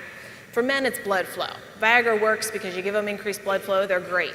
For women, it's hormonal status, medication side effects, trauma, pain. How do I feel about my body? How do I feel about my partner? We have a kid 3 feet away knocking on the door. We haven't had date night in 2 months. That's a big pie with a lot of pieces. So that's why it's been difficult to find one drug to fix all of that, and there isn't. But there are medicines that can make a dent in some of the physiologic and chemical things. I don't know if you want me to go into some of that. There is a role for testosterone, and a lot of doctors who are familiar with it and have experience with it do use it. Men need testosterone, women need testosterone. We just need about 1/10 the amount of men, so it's a little tricky. You have to have experience in how to do it properly and safely, but that is an option. Until now, there has been one sexual health medicine for women. It's called Addyi. It's a medicine you take every day, and it works on brain chemistry. It works similar to like an antidepressant, where you don't take it when you feel down, you take it every day so that your lows are a little lower or a little higher, and evens out some of that. It's the same idea. You take it every day, so when the circumstances are right, you are more receptive to that sexual activity. So that is currently available, and there's lots of gynecologists able and willing to give it, and we should. There is a second female sexual health drug that has been approved by the FDA, and it should be on the market next month. It is the only true as needed. So like a Viagra, you take it Saturday night because you know Saturday night you're going out. This kind of medicine is going to work like that, where you take it when needed rather than every day. So that is very soon, very closely on the horizon. And then there's hormone therapies and other things, but those are kind of the big ones.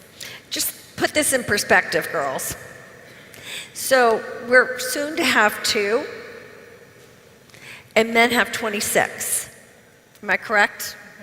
And that second one just happened. That 26. Yeah, not on forever, the market yet. Yeah. Forever. We're getting there. We're getting there slowly, but we are getting there. This is why we push forward constantly as women. We want to make sure that we're being addressed. Am I right? All right, Emma.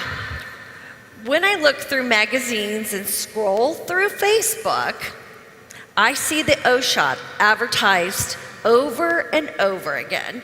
What is this thing called an O-Shot? Yeah. So Dr. Charles Reynolds, who was the inventor of the O-Shot, approached me about 6 years ago about being on his team and wanted to show me what this thing was. And so it's a plasma-enriched, platelet-enriched plasma. I don't know the medical, the doctor piece. Basically, what happens is they take your blood, they spin it around, and then they inject it back into your vagina and your clitoris. And it's supposed to enhance orgasms. He called it the vampire facelift for your vagina. If you know the vampire facelift, it's the same technique, but for your vagina and your clitoris. So what we've seen then study-wise is that there just isn't enough studies to inform us on the efficacy of it.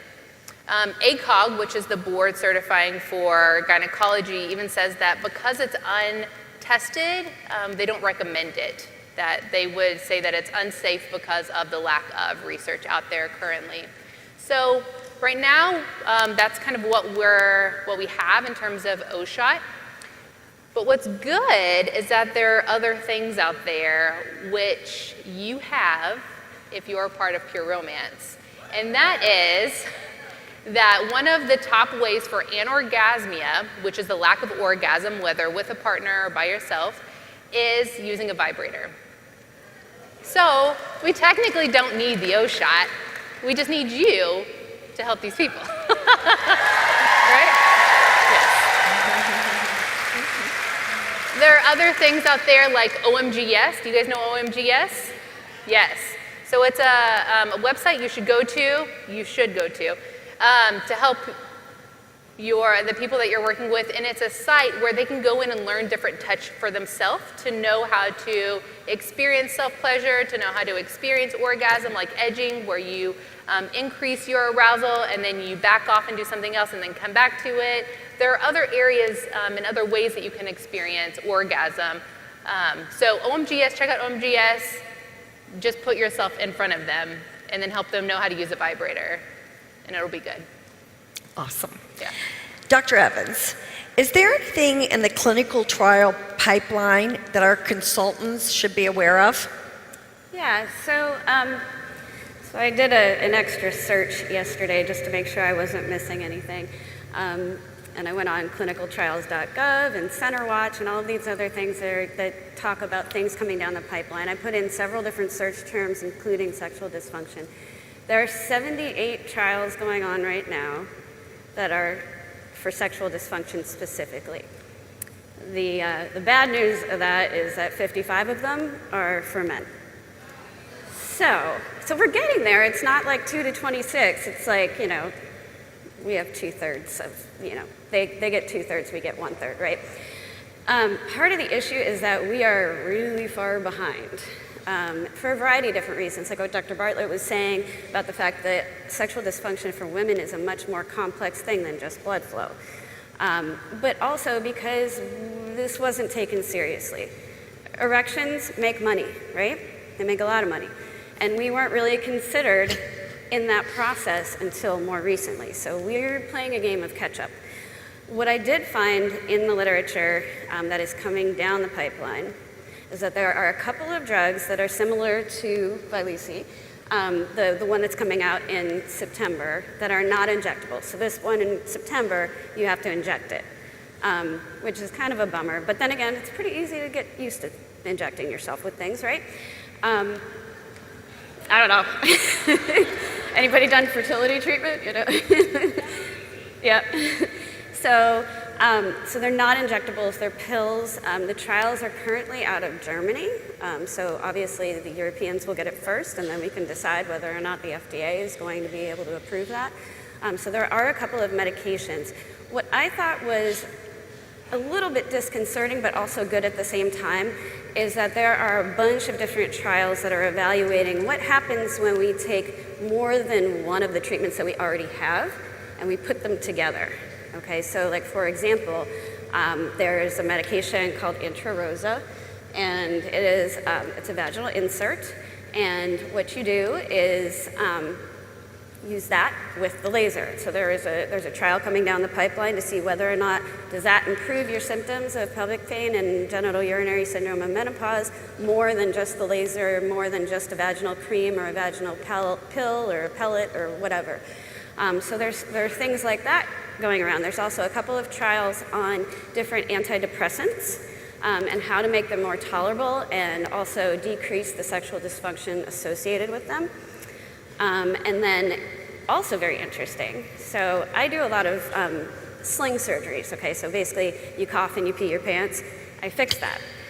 So the majority of the time, if physical therapy does not solve the problem, we put in a little device called a mid-urethral sling, okay? And what it is it goes underneath the middle part of the urethra, hence the name, where you used to have great ligaments that held the urethra up, and every time you would cough, they would squeeze to the side and close the urethra so you wouldn't pee. What the sling does is that it replaces the function of those ligaments, right? But the other problem is that it's right near the nerve bundle that we call the G-spot more commonly. So if you make too big of an incision when you're doing a sling, you're directly disrupting all of those nerves. So there are several studies going on showing how do you figure out where does that nerve bundle start? I mean, we all know it's right underneath the bladder neck, so about 3 centimeters in. But where does it start? Where does it end? How much can you cut when safely not damage anything? So there are a couple of anatomic studies going on like that. So things are catching up. It's just kind of a slow process, and the guys are still getting more of the attention. Awesome. All right, we have 2 microphones on both sides of the room. For those of you who have questions, and I'm sure that you do, you can start lining up. One of the things that I want to say is that when you go to your physician, many times you only have, insurance purpose-wise, you only have about 10 minutes. The thing that I love the most about Sexual Health Matters is these physicians are here to really give their time, really inform us on newest and latest treatments and why. And then now the opportunity to ask questions. I hope that you have loved this as much as I love it. So we're going to let the questions start on this side of the room. Hi. I have a patient or a client who has had her ovaries taken out and her hysterectomy previously because of cancer, and she had previously gone through menopause, but her concern now is odor and how she might possibly taste during oral sex. So I was wondering, is that something you've come across before with patients? Okay. Yeah, so that's all part of the genitourinary syndrome of menopause. Okay, so think about how when your tissue changes, the way that your tissue reacts is also going to change as well. So nice young vaginas that are really nice and thick, when you look at them under a microscope, lots of folds, good lubrication, all of that, changes to very, very thin, not as great blood supply. The skin cells slough off more, and that's what causes the funky discharge after menopause, and also sometimes odor. And it also sometimes causes a little bit more incontinence. And so you're dealing with odor from the cells, you're dealing with odor from a little bit of urine, all of those things. Hormone therapies are pretty much our first line for those sorts of things, and different types of compounded creams to put what you need back into the vagina. You need a little bit of estrogen, sometimes you need that moisturizer, lubrication, all of that. And for the most part, you can decrease that feeling like you have something wrong going on down there, like you have a funky discharge, you don't smell good. If it's a urine problem, definitely come and see somebody who can help with that, okay? Because there are lots of urogynecologists pretty much everywhere in the country now. And really, I mean, that's what we do. Overactive bladder, stress incontinence, overflow, not being able to pee, all of that sort of stuff, so. I wanted to make the statement that hormones are not all bad, and most experts think they're pretty good more times than not. And there is a distinction between whole body hormones and vaginal estrogen, and vaginal hormones are safe for almost everybody, even some cancer survivors. So that certainly also merits a much deeper conversation. Don't just rule it out and say this is just the way it has to be. That is not the case. Awesome. This side? Hi, thank you for the panel. It was amazing. My question goes more to Emma or any other who wants to answer it. Many women who go through full mastectomy, most of them go to reconstruction, right? But recently talking to my doctor, she has told me that many have embraced not the fact that they have to put implants again, just loving the body the way is after a full mastectomy, right? How would you handle that in the intimate part of the relationship, not having the breast, which sometimes is something very hard for the male partner or the partner in general? Maybe someone who doesn't want to put themselves through surgery again to put the implants, just embracing their body the way they are. And Yeah, so I had one client recently who said, I've been through so many surgeries, I can't put myself through another surgery just for cosmetic purposes, when I don't know that that's necessarily what I want. And so I just do a lot of, we have to in our society, we're inundated with what we're supposed to look like and be like, that it starts to become part of our identity. And so what I do is I sit with a client and we start challenging those messages. We start challenging why we think that way, why we feel that way. And it's difficult when our partner might want something different, but being able to have that conversation and being curious. So a good listening technique is when your partner is talking or when you're talking to your partner, having them be curious around what you're saying, empathetic and validating so that you feel really heard and known in that situation.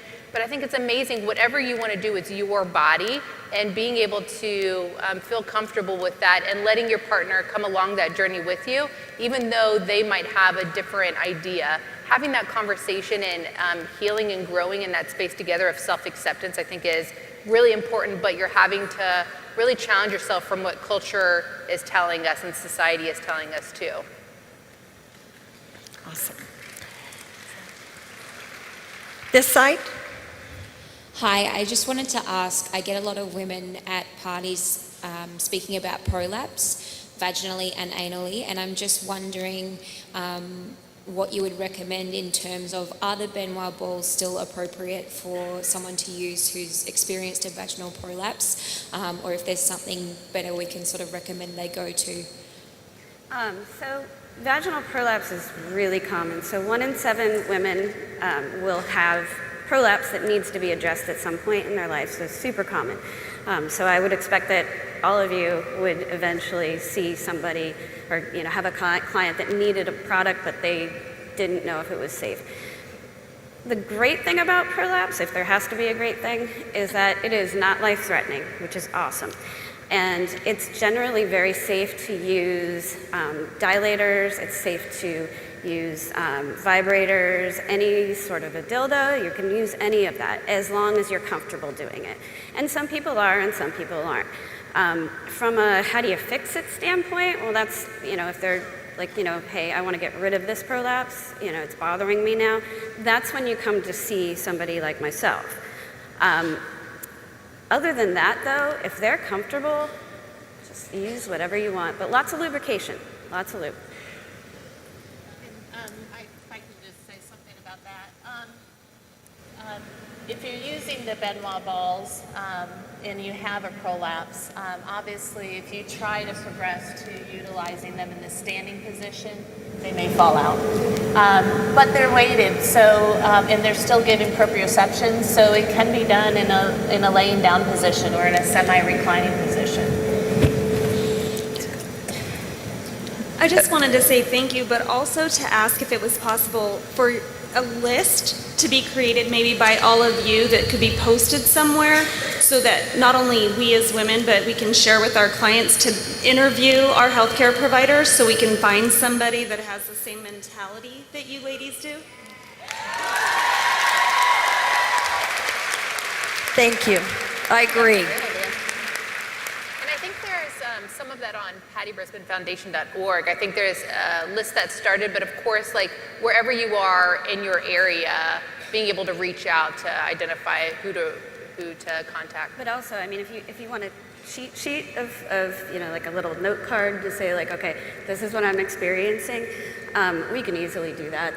That would be super easy to do. But also, if you go to this website, so it's IUGA, IUGA.org, there is a patient resource button on there where it is basically patient information about every sort of pelvic pain, pelvic prolapse, incontinence, sexual dysfunction, libido issues, all of that. Is mesh safe or not? I just wrote that one. So all of that is on that site, and they're really good, like 3-page pamphlets that are really easy to read with good pictures. So I want to point out too that a lot of you guys and a lot of your clients have great doctors. They're just in practices and part of American healthcare where women's health, women's sexual health is not a priority, so they just don't have time for it. So if you were able to carve out large enough visits, if you were able to come in there with targeted questions and requesting, I would like to see a specialist for this because I recognize this office maybe doesn't do it. Self-advocacy is huge, and then we can certainly help direct you to other people. Thank you. Over here. Could you tell me a little bit more of what I should expect being diagnosed with PCOS? I see it every day. It is super, super common, and it is underdiagnosed, kind of like endometriosis, because sometimes doctors will say, oh, you just need to lose weight and take birth control pills, and it is way more than that. So there's a whole spectrum. I tell patients, if you were to Google it, you're going to see people who look thin and healthy and seem perfectly normal and have no real period problems, and then you're going to see really extreme problems hormonally that cause acne and hair and weight, and then everything in between. So it is a metabolic problem, it is a hormone problem, but it is a very manageable problem, and there are a lot of tools, but it's a complex thing. It's not part of your wham bam pap. So if you're having irregular periods, if you're having infertility, weight problems, acne, hair growth, you need to talk to your doctor, and you need to talk about all of that so that hopefully they put those pieces together and say, you know what, this might be more than just any one of those issues. It's very treatable. And once I have a client that I'm like, oh, hey, I think you have PCOS, we've gone through the route of diagnosis, you start them on the things that you know that they're going to need. But I also send everybody to an infertility specialist, so reproductive endocrinology and infertility, mainly because you're diagnosed usually pretty early. I mean, if you're going to get diagnosed, you're usually diagnosed in your 20s usually. And those infertility specialists can do a lot more of little tweaking of different symptoms so that you don't have to worry as much about fertility really being an issue with PCO. This side? Hi. So people with vaginas can face pelvic floor issues as they age. Is that something that people should be aware of for like rectal and bowel issues? Will those also get weakened as they age? And also, can we as consultants offer the dilator set for backdoor use? Is that corporate endorsed? Do you want to take that one? So I can talk a little bit about that. Absolutely. I'm sorry. Absolutely. The tissues in the rectal area are no different than the tissues in the vaginal area. They can become dry and fragile as well. In the case of using dilators rectally, we recommend, as far as in my practice, that we encourage them to use the dilator set, actually. Because it is useful with that progression. Most of the time, if it's more of a bowel movement issue, they're not getting pretty much further than this or this, because the bowel usually isn't that much larger than that. Obviously, if anal intercourse is something that is desired, then possibly we might encourage the ability to tolerate a larger dilator if indeed the partner is larger. It is different than vaginal tissue, so I do recommend that they do work with a pelvic floor physical therapist when you're doing any anal therapy with the dilators. It is more fragile, so it can break down more easily, and the tissue very quickly goes from muscle to bowel, versus vaginally you have a much more rigid type of tissue. Definitely it's something that we do, but if it is something that is medical, I suggest that they see a pelvic floor therapist to help them with that. Yeah, and not only that, so the weakening of muscles or the over-tightening of muscles is only part of the picture. If you're all of a sudden having bowel problems, it can be a lot of other things too. You could have prolapse and not know it. A lot of people don't know it until I tell them that they have it, and hey, this makes sense why you can't poop anymore, right? Other things that can happen is actual problems with the nerves within the bowel. And so before recommending something like the dilators, I think it's really important to have that fully evaluated because you don't want to do more damage than good. So let me speak corporately. So with our dilators, we're not handing out recommendations for how to use the dilator. We expect the physicians to tell the client, tell the patient exactly how to use it and what size to use. So we just have these here. So that's not, most of the women that are going to purchase these are patients that their doctors have recommended them to go buy them. And the reason that Pure Romance went into the business of making these dilators is because so many women couldn't afford them and they were so expensive. And we went into the business of doing this so because insurance was not covering them, so we could provide them for the physicians and for the patients that needed these. So I leave that in the doctor's corner on how to use these. Make sense? Okay. Before going through biofeedback, would you ever prescribe or suggest patients to use medications like sedatives to help with pelvic pain or spasms? If you do, how long should a patient take these medications to avoid dryness issues? So sedatives, not so much. Valium, like Dr. Bartlett was saying, vaginal Valium does have pretty decent evidence. There are also certain compounded creams that we tend to give to patients that are having chronic pelvic pain that eventually will be going through physical therapy that have anything from a medication called gabapentin, which is a nerve modulator. Sometimes they have steroids in them. Sometimes they have estrogen in them. Sometimes they have all of the above and Ativan.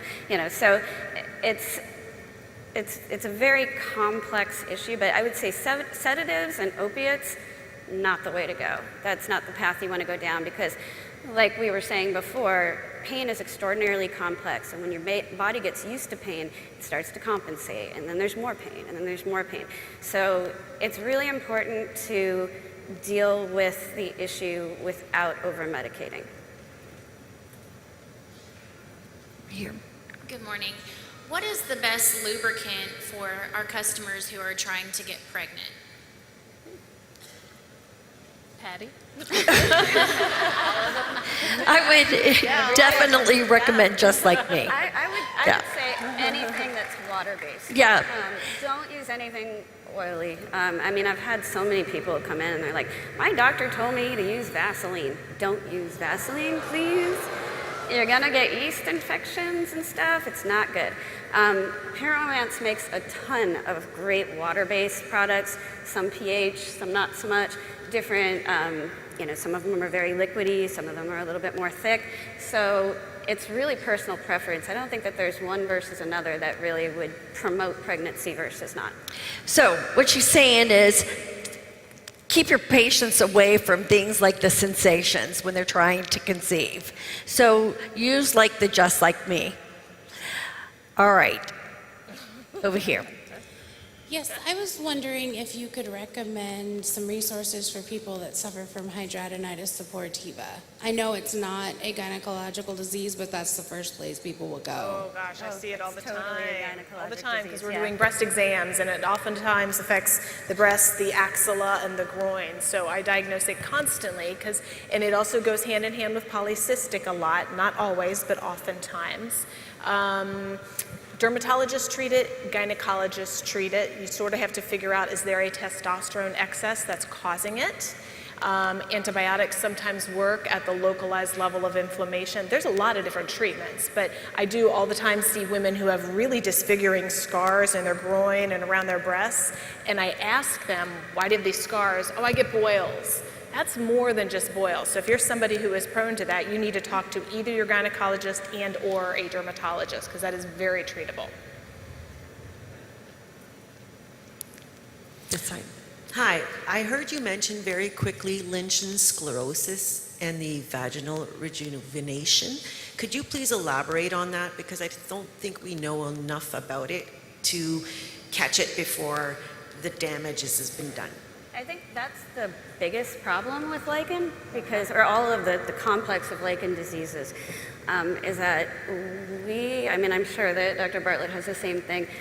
We get so many people that have probably had lichen for 10 years, and they've gone to see 3-4 different people who have just taken a look and been like, a little scarring, hard to see, you know. What it is it's essentially, it's another one of those, we think it's an autoimmune disease type of thing.